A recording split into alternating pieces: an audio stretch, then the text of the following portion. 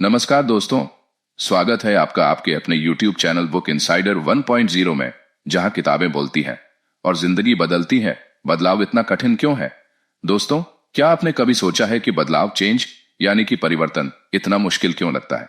हम सब अपने जीवन में बदलाव चाहते हैं। कोई अपनी सेहत सुधारना चाहता है, कोई बुरी आदतें छोड़ना चाहता है, कोई अपने काम या रिश्तों में सुधार चाहता है। लेकिन हकीकत यह है कि बदलाव चाहना आसान है, पर उसे निभाना सबसे कठिन काम है। हम कई बार बड़े जोश से वादा करते हैं, कल से मैं जल्दी उठूंगा, कल से मैं मेहनत करूंगा, कल से मैं गलतियां नहीं दोहराऊंगा, पर अक्सर कल कभी आता ही नहीं। ऐसा क्यों? क्योंकि इंसान के अंदर दो अलग अलग शक्तियां हैं। एक है राइडर यानी कि सवार, जो तार्किक दिमाग है, योजनाएं बनाता है, सोचता है कि क्या सही है। और दूसरी है एलिफेंट यानी कि हाथी, जो हमारी भावनाएं हैं, इच्छाएं हैं, डर और लालसाएं हैं। राइडर छोटा है पर समझदार है, एलिफेंट विशाल है, ताकतवर है, लेकिन उसे काबू करना मुश्किल है। अगर राइडर और एलिफेंट एक ही दिशा में चलें तो बदलाव आसान हो जाता है, लेकिन अगर राइडर एक तरफ खींचे और एलिफेंट दूसरी तरफ, तो इंसान भीतर ही भीतर टूट जाता है। और यहां एक तीसरा पहलू भी है, पाथ यानी कि रास्ता। अगर रास्ता साफ और आसान हो तो राइडर और एलिफेंट दोनों बिना थके आगे बढ़ते हैं। लेकिन अगर रास्ता कठिन और उलझा हुआ हो तो चाहे इरादा कितना भी मजबूत क्यों ना हो, बदलाव टिकता नहीं। यही है इस किताब स्विच का संदेश। लेखक चिप हीथ और डैन हीथ कहते हैं कि बदलाव को आसान बनाने के लिए हमें तीनों चीजों पर काम करना होगा। राइडर को दिशा दो, एलिफेंट को प्रेरित करो, पाथ को आसान बनाओ। जब ये तीनों एक साथ काम करते हैं तो बदलाव कोई भारी बोझ नहीं लगता, बल्कि एक सहज सफर बन जाता है। अब सवाल है, कैसे करें? बदलाव आसान तब होता है जब हम तीन काम सही ढंग से करें। राइडर को दिशा दें यानी दिमाग को स्पष्ट मार्ग दिखाएं, एलिफेंट को प्रेरित करें यानी दिल और भावनाओं को ऊर्जा दें, पाथ को आसान बनाएं यानी रास्ते को इतना सरल करें कि चलना सहज हो जाए। और दोस्तों, इन तीनों पहलुओं को हम इस किताब के आने वाले 6 सबकों में गहराई से समझेंगे। हर सबक हमें यह बताएगा कि बदलाव को केवल शुरू ही नहीं करना, बल्कि उसे अपनी जिंदगी का हिस्सा कैसे बनाना है। सबक एक स्टार्ट करने से पहले आप लोग वीडियो अभी लाइक और सब्सक्राइब करिए, ये बिल्कुल फ्री है। एक छोटा सा बटन दबाने में क्या जाता है? इस बुक का असली महत्व जानने के लिए वीडियो को अंत तक देखें। अब स्टार्ट करते हैं। सबक एक, सही दिशा दिखाओ, सवार को मार्ग दो।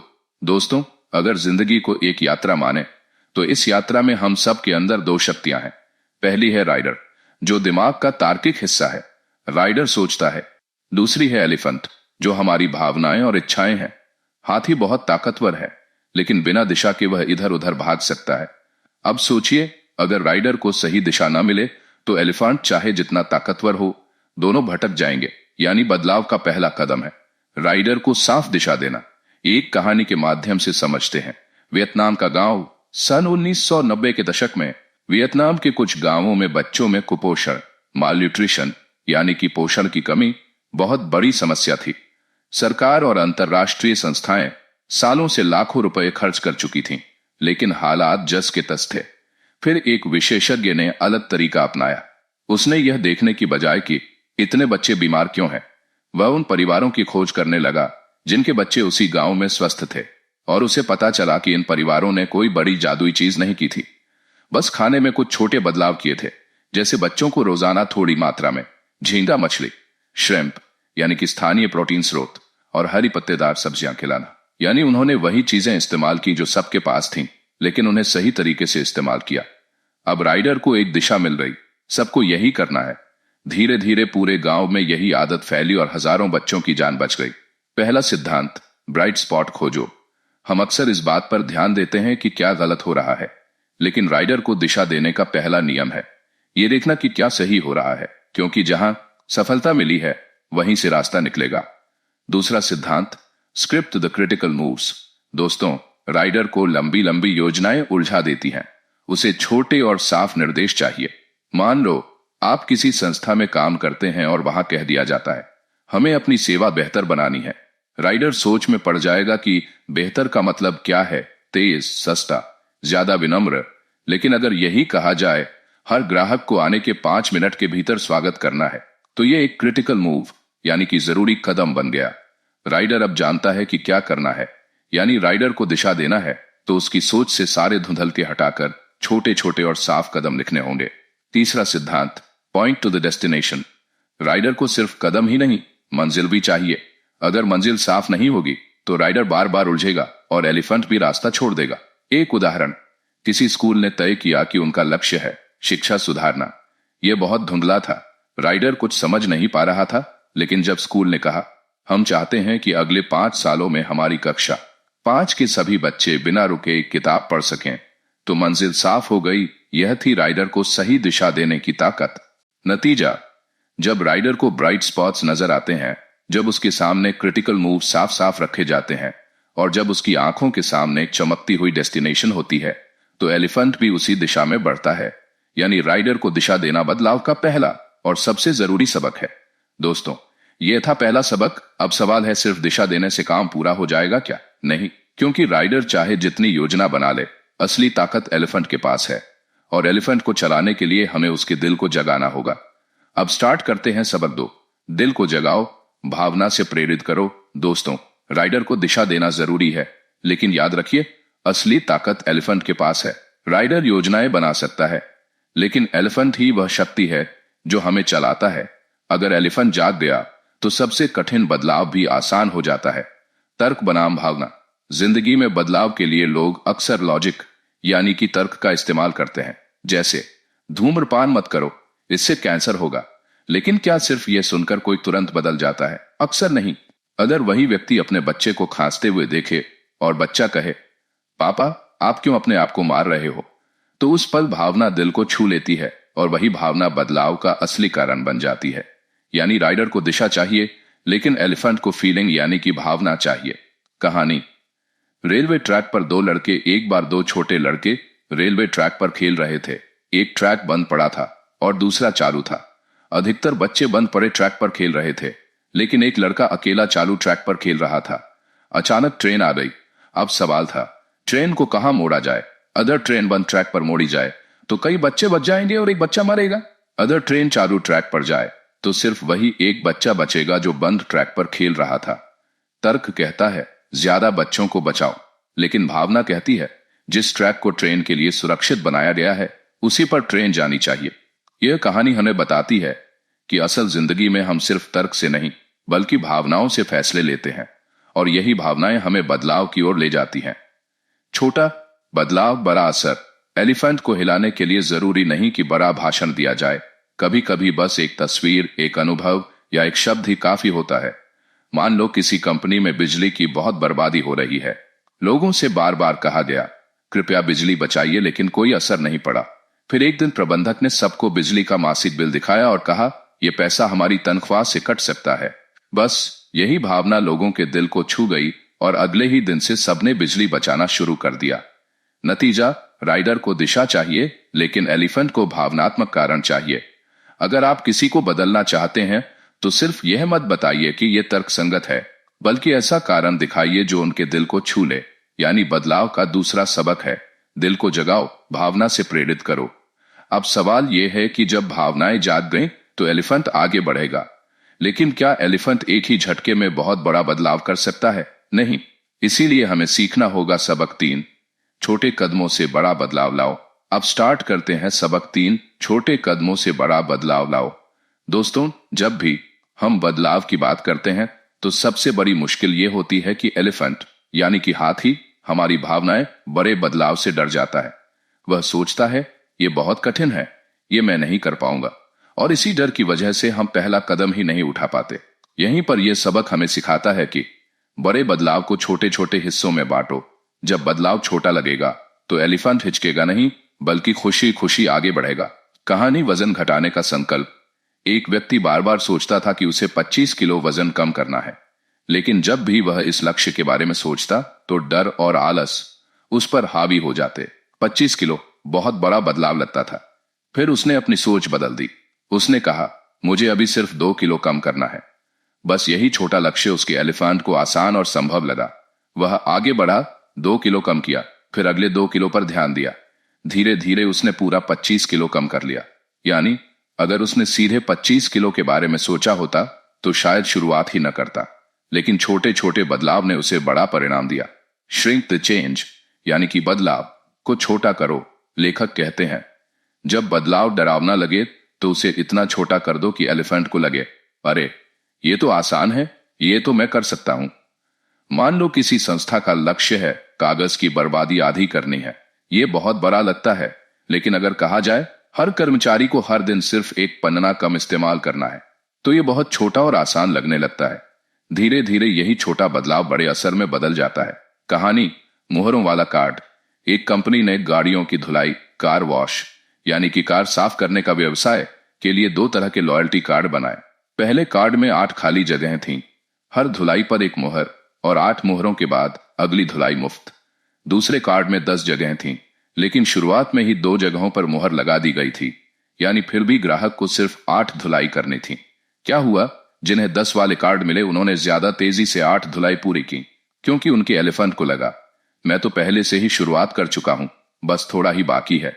यानी जब बदलाव छोटा और पहले से अधूरा काम पूरा करने जैसा लगे तो लोग तेजी से आगे बढ़ते हैं। नतीजा, बड़ा बदलाव डरावना लगता है, लेकिन जब हम उसे छोटे हिस्सों में बांट देते हैं तो एलिफेंट कहता है चलो ये तो आसान है, और धीरे धीरे यही छोटे कदम बड़े बदलाव की नींव बन जाते हैं। अब सवाल यह है कि सिर्फ छोटे बदलाव ही काफी हैं क्या?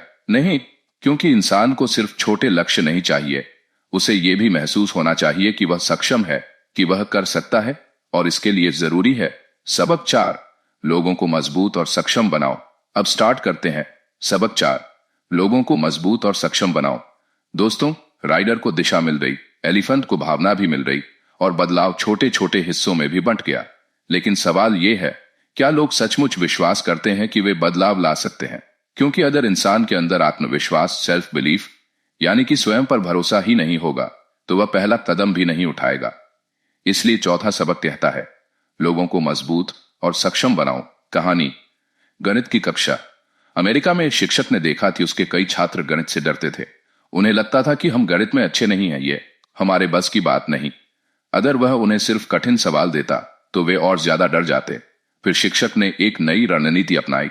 उसने उन्हें सबसे आसान सवाल दिए, जिन्हें हर कोई हल कर सकता था।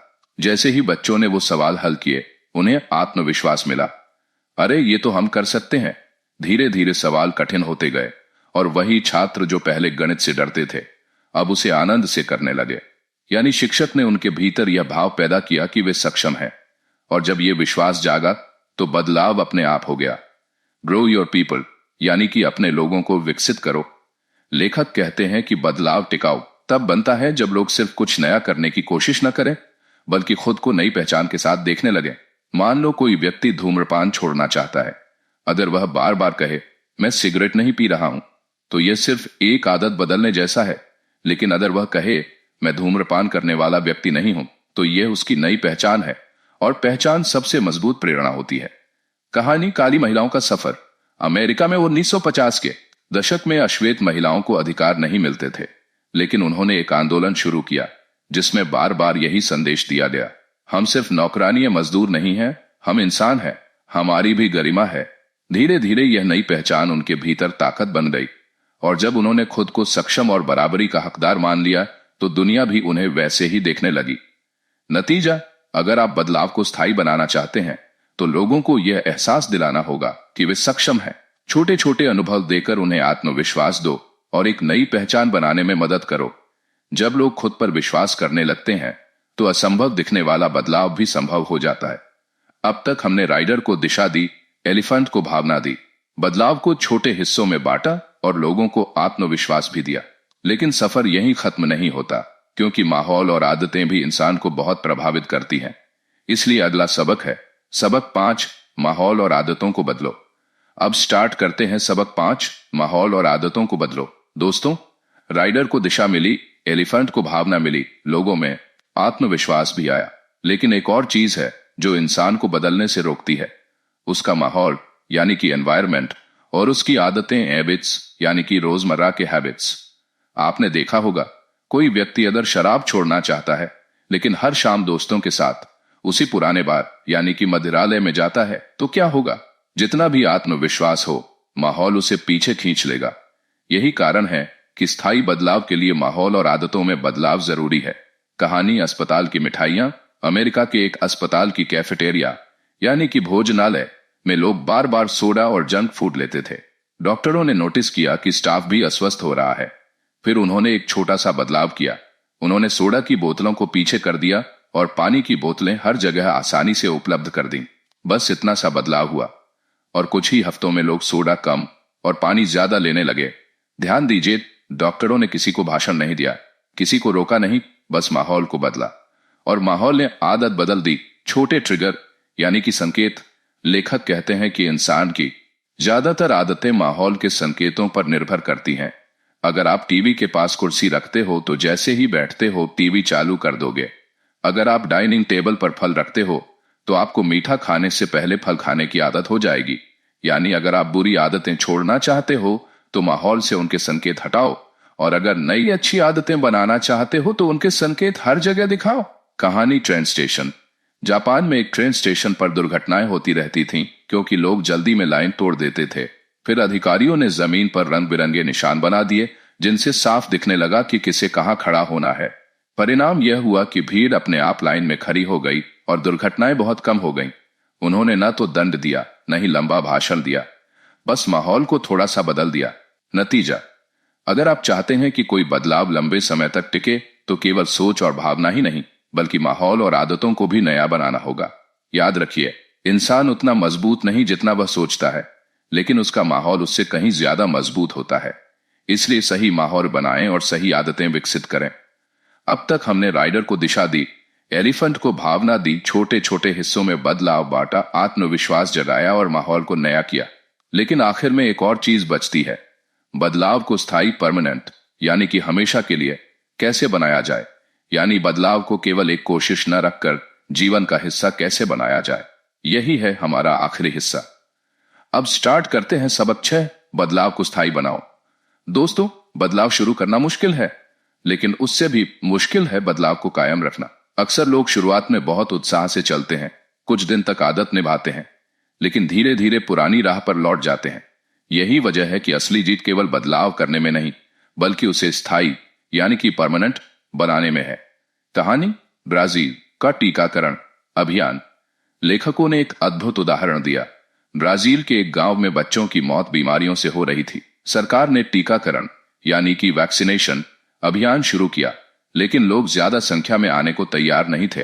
फिर अधिकारियों ने एक छोटी तरकीब अपनाई। जब भी कोई मां अपने बच्चे को टीका लगवाती, उन्हें घर ले जाने के लिए एक थोड़ा सा खाना बनाने वाला पैकेट मुफ्त दिया जाता। धीरे धीरे टीकाकरण को अलग काम मानने के बजाय लोग इसे अपनी दिनचर्या यानी कि रूटीन का हिस्सा समझने लगे। परिणाम यह हुआ कि टीकाकरण की दर कई गुना बढ़ गई और बीमारियां घट गईं। यहां संदेश साफ है, बदलाव को स्थायी बनाने के लिए हमें उसे जीवन का हिस्सा बनाना होता है। आइडेंटिटी यानी कि अपनी पहचान।